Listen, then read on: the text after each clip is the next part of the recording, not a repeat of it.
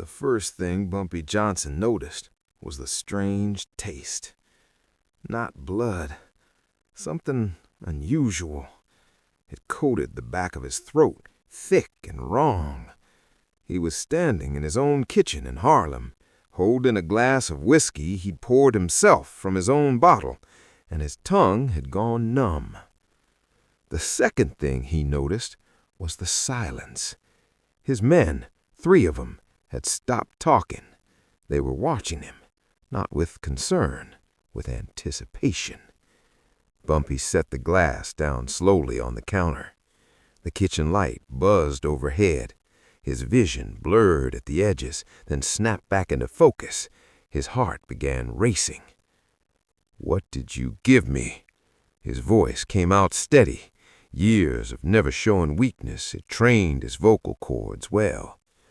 The youngest one, Marcus, 22 years old, been with Bumpy for 8 months, smiled. It wasn't the smile of a boy anymore. "Justice," Marcus said. Bumpy's hand moved toward the knife he kept in his belt, but his fingers wouldn't close properly. The numbness was spreading down his arms. He watched his own hand tremble, betray him. "How long?" Bumpy asked. He needed information. Information was the only thing that mattered when your body was shutting down. 40 minutes, the second man said. Thompson. Bumpy had known him for 3 years, had helped his family when times were tough, give or take. 40 minutes. The number hung in the air. "Hospital's 20 minutes away," Bumpy said, calculating, always calculating. "If you make it outside," Marcus said. He pulled something from inside his jacket, a white cloth, the symbol of an old hatred that still haunted these streets. Bumpy's blood went cold in a way that had nothing to do with the poison. "You're not from the Brotherhood," Bumpy said slowly. The Brotherhood, what the hate groups called themselves in whispers in back rooms. "My father was," Marcus interrupted, his crack with grief. "They found him in Mississippi. Your people did that, said he was stealing, said he deserved it." "I've never been to Mississippi." "Doesn't matter." Marcus's eyes were cold. "You're all the same to us." The third man, Silent Joe, moved to block the door. Bumpy's mind raced through options. Fight, but his hands wouldn't grip. Run, but his legs were already weakening. Talk, buy time, find an angle. "The antidote," Bumpy said. "You have it. You wouldn't do this without having a way to undo it." Something flickered across Marcus's face. Surprise, maybe. "There's a hospital, St. Mary's, 23 minutes north. They have the antidote, but you'll never make it. We made sure of that." "Made sure how?" Marcus said. "There's 14 of us between here and there. Roadblocks, checkpoints, and every minute you waste talking, that poison's working through your system." Bumpy felt his heartbeat in his ears now. Too fast, irregular, his stomach cramped. 40 minutes. No, 38 now, maybe less. "Why not just take me down quickly?" Bumpy asked. He needed them talking, needed to understand the shape of this trap. "Because making you a martyr gives you power, but failing from poison, that makes you human, that makes your people afraid, shows them that nobody's untouchable." The room tilted. Bumpy grabbed the counter to steady himself. "You have a choice," Thompson said. "You can try to run, fight your way through all 14 of us while your body shuts down, or you can sit down right here." "I'm not sitting down," Bumpy said. His eyes scanned the kitchen. Back door, blocked. Window, 3rd floor. But there was something else. The stove, the gas line he'd been meaning to fix for weeks.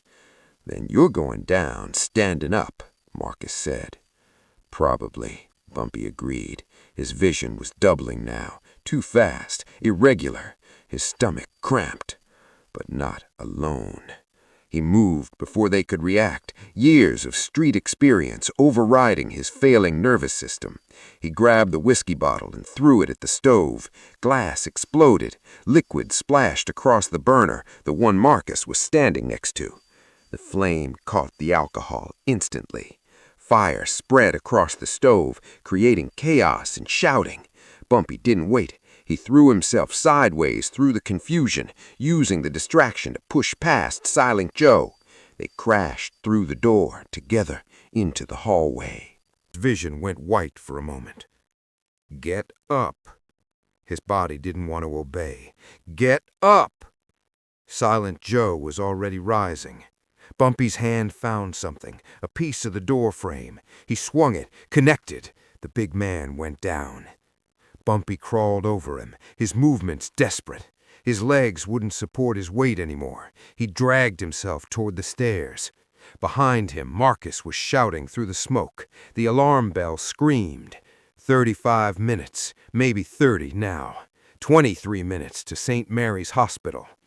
Through 14 men who wanted him gone. Through roadblocks and checkpoints and a city that had never been on his side. Bumpy reached the top of the stairs and looked down into the darkness. 3 stories. Each step would be agony. He heard footsteps behind him, heavy boots, more than just Marcus and Thompson now. They'd called for backup. Bumpy Johnson gripped the railing with hands that barely worked anymore and pulled himself to standing. His legs shook, his vision swam. But he'd been counted out before. He'd been underestimated his whole life. 40 minutes, he whispered to himself, and started down the stairs. Each step was a small war. Each breath was a victory. Behind him, the fire spread. Ahead of him, 14 men waited in the dark. And somewhere beyond them, St. Mary's Hospital, the antidote, life. The next 30 minutes were a blur of survival instinct and sheer will. Bumpy made it out of the building, stumbling into the Harlem night. His car, a black Packard, was parked 3 blocks away, 3 blocks that felt like 3 miles. The first checkpoint was at 139th Street, 2 men with baseball bats. Bumpy drove straight through, not even slowing down. The Packard's reinforced front took the hits. 1 man jumped clear, the other wasn't fast enough. The second checkpoint was more organized. They'd set up a barrier. Bumpy took a side street, tires screaming, fighting to keep control as his vision tunneled. At 145th Street, someone opened fire. A bullet shattered the rear window. Another punched through the door. Bumpy kept driving, one hand on the wheel, the other clutching his stomach as cramps doubled him over.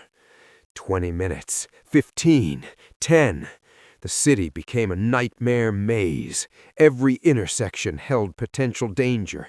Every shadow could be another enemy. His body was failing, hands shaking, breathing shallow, the taste of metal coating everything. But Bumpy Johnson had survived worse, had fought his way up from nothing, had built an empire in a world that wanted him to have nothing. He wouldn't die like this, not hunted, not helpless, not tonight. 5 minutes to the hospital. He could see the lights in the distance. Then 3 men stepped into the street ahead, the final checkpoint, the last barrier between Bumpy and survival. They had guns this time, real ones. Bumpy pressed the accelerator to the floor. The Packard roared forward. The men fired. The windshield spiderwebbed but held. Bumpy ducked low, steering blind, praying he was still aimed at the gap between them. Impact, not with the men. They jumped clear, but with their barricade. Metal screamed. The car lurched. For a moment, Bumpy thought he'd failed, that the engine would die, that he'd die here, so close to safety. Then the Packard burst through, trailing debris, smoking, but still moving. St. Mary's Hospital loomed ahead. White walls, red cross, salvation. Bumpy aimed for the emergency entrance. No time for parking, no time for protocol. He hit the brakes too late, too hard. The Packard jumped the curb, crashed through a decorative fence, and came to rest against the hospital's stone stairs. Bumpy fell out of the driver's seat. His legs gave out completely. He hit the pavement hard. People were shouting, running toward him. "Poison," he managed to say. "Need antidote." Then hands were on him, lifting him, moving him. The world became a series of bright lights and urgent voices. Someone was asking questions he couldn't focus enough to answer. Time stretched, contracted, lost all meaning. A needle in his arm, cold liquid flowing in. Someone saying, "We got it in time." Bumpy lay there, feeling his heart rate start to slow, the cramps easing, the numbness receding like a tide going out. He'd made it, against all odds, through fire and poison, and 14 men who wanted him dead. He'd survived. A woman appeared at his side, older, wearing a nurse's uniform, but carrying herself like someone used to command. "Mr. Johnson," she said quietly, "my name is Stephanie. I run an organization that watches out for people like you, people the system fails." Bumpy's throat was too raw to speak, but he managed to nod.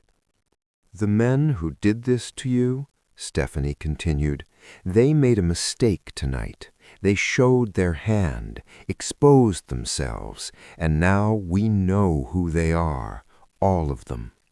"Why?" Bumpy rasped. "Why help me?" "Because hate groups like theirs have been terrorizing our community for too long.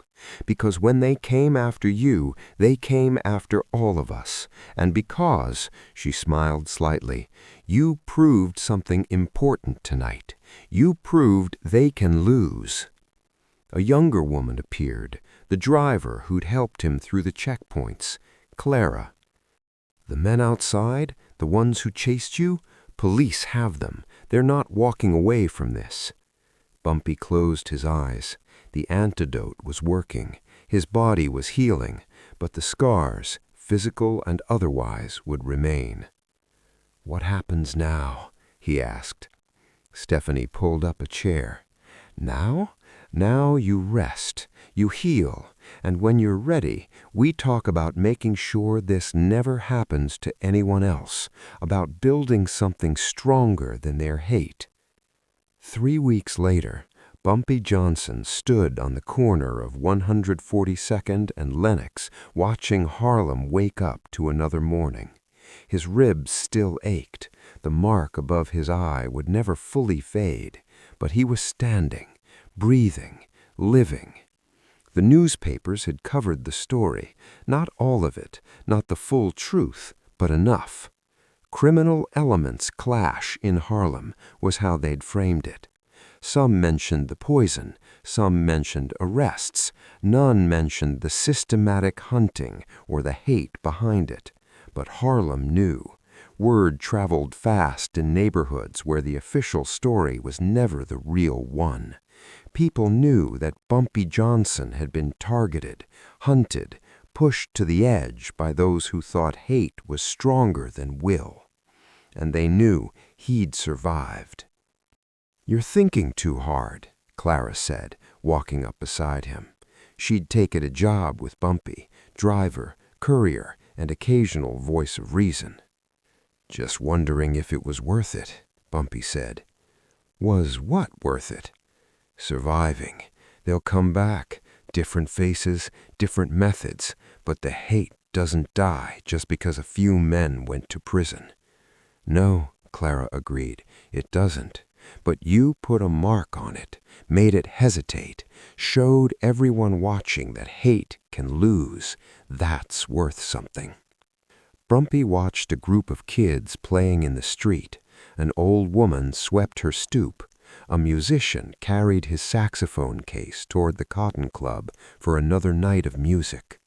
Normal life, black life, continuing despite everything the world threw at it.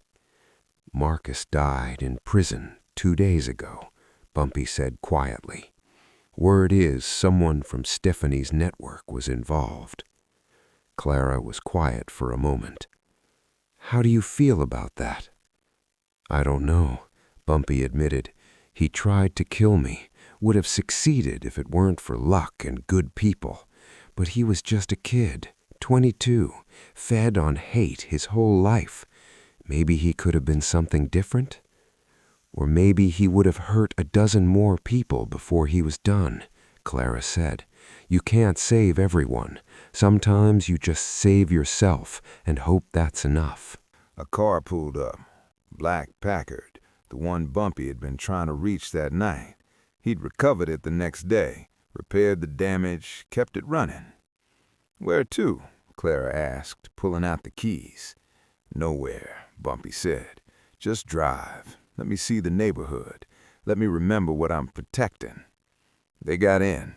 Clara started the engine.